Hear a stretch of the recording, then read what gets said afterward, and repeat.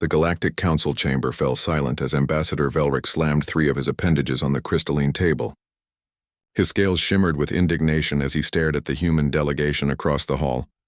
"This is preposterous," the Valorian diplomat hissed, his forked tongue flickering between razor-sharp teeth. "Humans wish to bring predators aboard our stations. Living, breathing death machines as pets?" Sarah Chen, the human ambassador, maintained her composure despite the hostile glares from 24 alien species surrounding her. She had anticipated this reaction. Humans had only been part of the galactic community for 5 standard years, and their peculiar habits continued to baffle and frequently horrify their galactic neighbors. "Ambassador Velric," Sarah began, her voice steady and diplomatic, "we prefer the term companion animals, and yes, this is standard practice across all human worlds and has been for thousands of years." A chittering sound erupted from the Skrell section, their equivalent of derisive laughter. Councilmember Jexala spoke next, her crystalline voice tinkling like broken glass. "You bond with creatures designed to kill you. Your Earth records show millions of injuries annually from these companions. This is psychological dysfunction, not cultural practice." Landon Foster, Sarah's junior attaché, shifted uncomfortably in his seat beside her. He had warned her this proposal would face resistance, but the sheer contempt in the chamber was palpable. The holographic display floating above the table cycled through images of dogs, cats, and other Earth predators, each labeled with death toll statistics that the Galactic Council had meticulously compiled. Predator bonding indicates severe pack confusion disorders, droned Ambassador Quelix, the insectoid representative from Hive Tertius 9. Prey species recognize threats. Only the mentally compromised embrace them. Sarah's jaw tightened.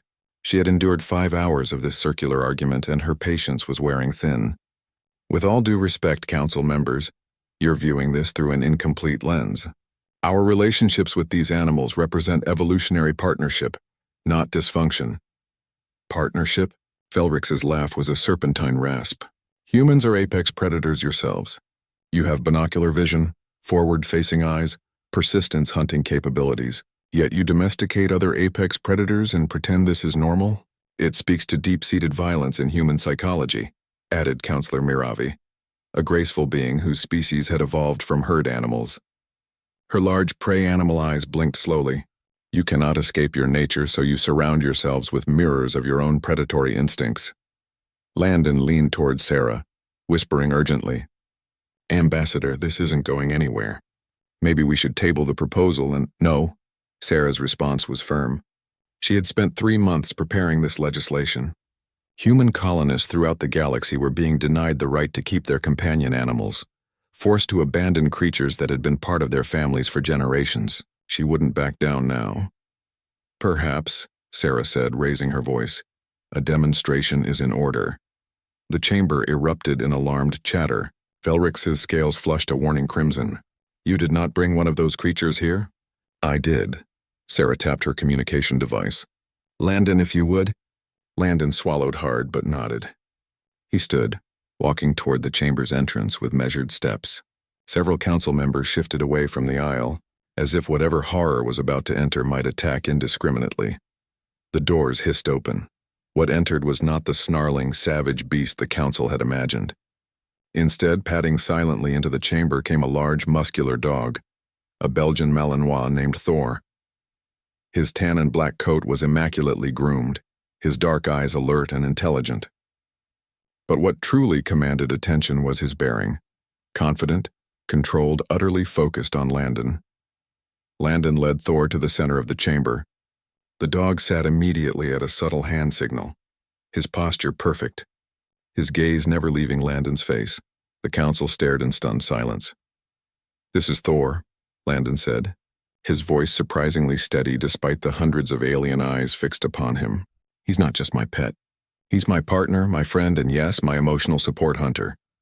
Velrix recovered first. "You mock this council with that designation?" "No mockery intended," Landon replied. "Thor is a trained service animal. I have severe anxiety stemming from a shuttle accident 3 years ago. Thor detects my panic attacks before I'm consciously aware of them. He applies pressure therapy, guides me to safe spaces, and prevents me from self-harm during episodes." Sarah activated another holographic display, this one showing medical data. Landon's cortisol levels decreased by 47% after Thor became his companion. His therapy sessions reduced from daily to weekly. His productivity and quality of life improved dramatically. But it's a predator, Miravi protested weakly, though her tone had lost its earlier certainty. It could kill you. Landon smiled, and for the first time since entering the chamber, he seemed genuinely relaxed. He knelt beside Thor, running his hand along the dog's neck. Thor's tail wagged slightly, but he remained in position, disciplined even in his affection. Yes, he could, Landon admitted. Thor's bite force exceeds 300 pounds per square inch. His ancestors hunted alongside humans for 15,000 years. He's faster than me, stronger than me in many ways, and his senses are exponentially sharper than mine. He paused, looking around the chamber at the assembled aliens. But he won't. Do you know why? Because somewhere in our shared evolutionary history, his ancestors and mine made a choice. They chose partnership over competition. We fed them, protected them, and in return they guarded us, hunted with us, and eventually loved us. That bond didn't make us weaker, it made us both stronger. Thor, as if understanding the gravity of the moment, placed his head against Landon's chest. The gesture was gentle, protective, and utterly devastating to the council's arguments. Jexala spoke softly, her crystalline voice barely audible. He cares for you? He loves me, Landon corrected gently. And I love him. Not despite what he is, but because of it. That's what you don't understand about humans. We don't fear predators. We recognize kindred spirits. And when we find them, we don't conquer them. We befriend them. Sarah stood, sensing the shift in the chamber's atmosphere. The proposal before you is simple. Allow humans to keep registered companion animals on multi-species stations, provided they meet safety and training standards. We're not asking you to understand our bond with these creatures. We're asking you to respect it. The vote, when it came an hour later, wasn't unanimous, but it passed. As they left the chamber, Thor walking calmly at Landon's side, Velrix approached. His scales had shifted to a more neutral blue. Your species is peculiar, attaché Foster, the Valorian said carefully. Landon smiled, scratching behind Thor's ears. Yeah, we get that a lot. Perhaps, Velrix continued, his eyes fixed on the dog with something approaching wonder. That is not entirely a criticism. As they walked through the station's corridors, Sarah couldn't help but notice the aliens who stopped to watch them pass. Some still showed fear. Others displayed curiosity. But all of them were learning an important lesson about humanity. Humans didn't just survive alongside predators. They thrived with them, loved them, and in doing so, became something the galaxy had never seen before. A species whose greatest strength was not their capacity for violence, but their capacity for connection. Even with those who could destroy them, especially with those who could destroy them.